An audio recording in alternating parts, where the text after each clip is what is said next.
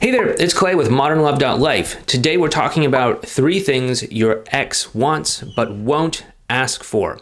You know, there are a lot of reasons why your ex won't ask for something, and a lot of it has to do with some deeper level stuff at play. That is to say, communication issues, issues of believing that you and them are on the same team, etc. But these are some things that I think are universally true for most people and their exes. So the first one is that they want to let go of agendas. That is to say, especially when you and them are interacting. They want you to let go of some sort of agenda. Many times, people who want to get back together with their ex will understandably have an agenda of wanting to get back together with their ex. Unfortunately, this creates a very difficult dynamic for people's exes.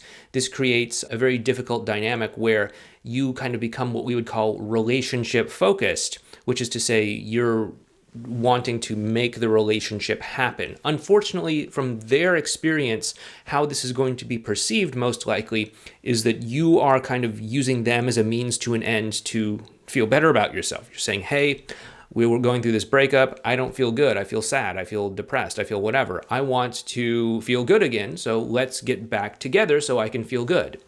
And that might be where you're at. But unfortunately, they're going to take it as you don't care about what I'm saying or what I'm feeling. You're not listening to me. You're not understanding my challenges, my complaints, my frustrations with our relationship. And you're not willing to listen to that. You just want to use me as a vehicle to feel good about yourself. And that doesn't feel good. What is going to help people is, I think, making the shift from relationship focus to connection focus. What do I mean by connection focus? What I mean by connection focus is that when you actually take a step back and look at why you want to get back together with your ex in the first place, you know, it's not just to tick a box that says, I'm in a relationship. Most likely. You probably want to get back together with your ex because you're hoping on some level that it's going to bring you some degree of closeness, connection, bonding, something like that into your life. And you're hoping that if you get the relationship, all of these things are going to come. However, it doesn't really work that way. It works the other way around. Just as an example, I think you all know at least someone out there somewhere who is, you know, technically in a relationship or married or something like that, but they don't have the connection, they don't have the closeness, right? And so it's not that we want the relationship, we want the things that we think being in a relationship is going to bring. That is to say, we want the connection and the closeness and all of that. And so what we really want to do is we want to go for that. We want to go for the connection, we want to go for the love, we want to go for the bonding, we want to go for the intimacy and all of these sorts of things, and let the relationship organically form from there. This is going to cause you to be much more focused on connecting with your ex in the present moment, on creating good interactions, on bonding and building up that emotional foundation without necessarily worrying where this is going to go, what this is going to look like in a month or a year or whatever. And we're instead just able to actually enjoy being around one another. And of course, the more you enjoy being around one another, the more you're going to connect. And the more you're going to connect, the more you're going to want to spend more time being around one another. And as this develops, you're eventually going to do what 2 people that like being around one another and like connecting do, and that's to get a relationship. And so the relationship actually organically arises from connecting naturally anyway. So let's just do it that way. And if you think about it, that's hopefully, ideally, how you and your ex got into a relationship to begin with. You know, as a super cliche example, I think we all know that we shouldn't go into a first date with someone that we basically don't know and say like, okay, like when are we getting married? Like how many kids are we going to have? What are their names going to be? Are we going to live in a house in this neighborhood or this city or that city? Like we know that that kind of creeps out our date. Why? Because that person is very relationship focused. They're not connection focused. Instead, what is an ideal way, and hopefully how you have started your relationships in the past, is to say, hey, here's an attractive or interesting person. Let's go spend some time together and see if we have something in common. Oh, look at that. We do. We both like this thing. We both like that thing. We ended up talking for a long time about, Italian wines or something like that.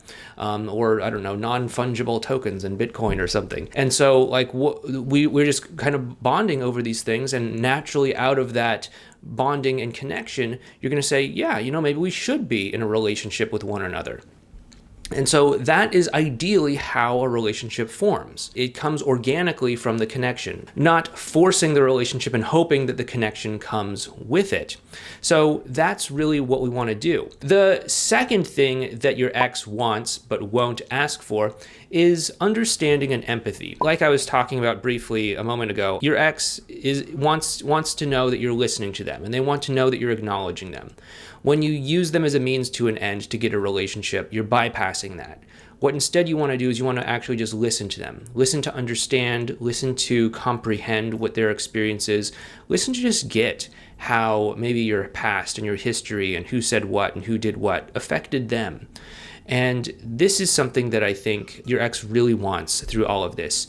So many times when someone's ex is trying to express their feelings, or when we're trying to express feelings to someone in any sort of relationship, we often get so fixated on like, okay, I need to, get my opinion in there. Or I need to stand up for myself and say, oh no, it didn't happen that way. Actually, I said this, and this is what the other person did or said.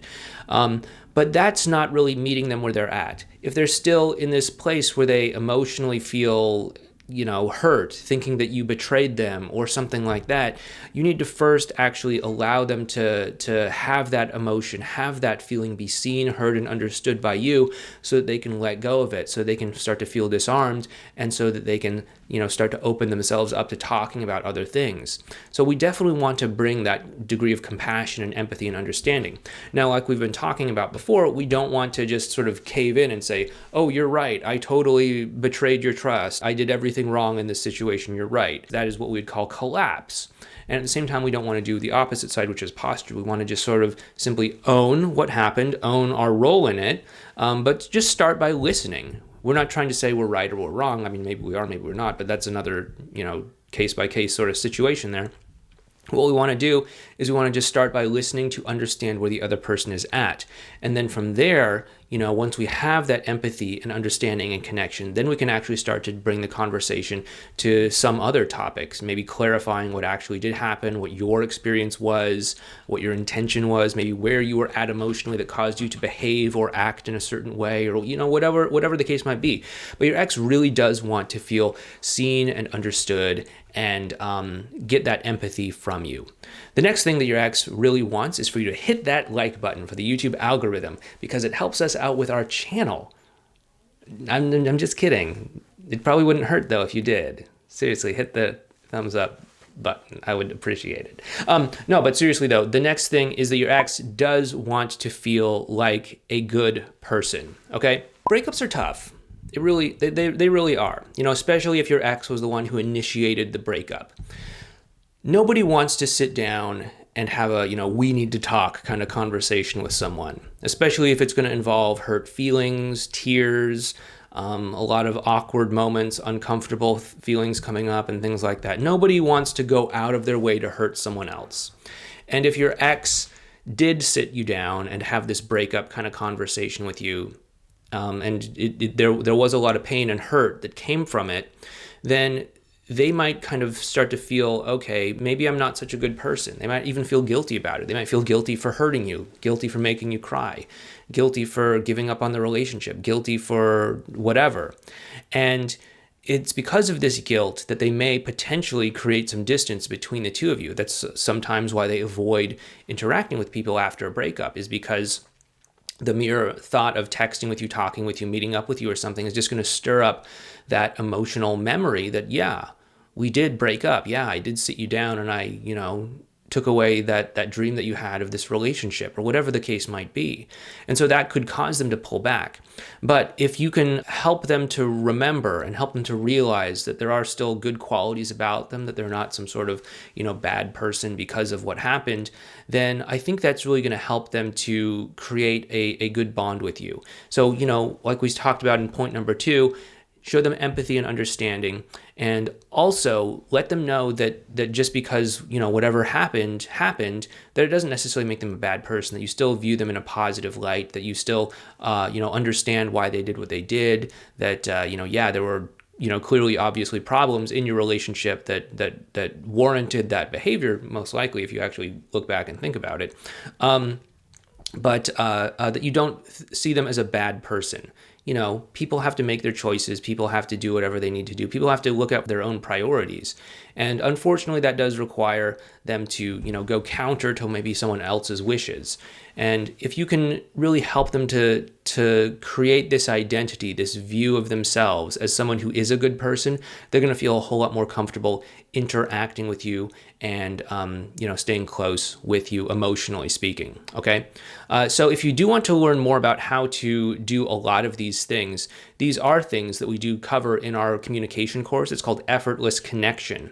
It goes over what we call the triangle of commitment. There are 3 things that come out of alignment in relationships that I've seen over the years. And when we start to bring these 3 things back into alignment, relationships actually start to flourish and get repaired. If they're broken up, they many times get back together. But it's really based on some core agreements and understandings, such as being on the same team, communication, and trust. Those are really the 3 elements that we talk about inside of Effortless Connection. And if that is something that you believe you might benefit from, please definitely feel free to check out our page on it. It's over at modernlove.life, not .com, but .life/E as in effortless, C as in connection. So it's modernlove.life/EC. Anyway, check it out there if you seem interested in it. You're more than welcome to sign up. I'm not going to twist your arm or anything like that because, this is just a YouTube video and can't twist your arm yet until they come up with that, virtual reality experience. I don't know who would want to sign up to have me twist their arm virtually, but we had 2020 last year. That was kind of a weird year. Anyway, I hope you found this video helpful. If you did, once again, hit that thumbs up button and please subscribe to the channel as well too. But thank you so much. Please take care and I will talk to you next time.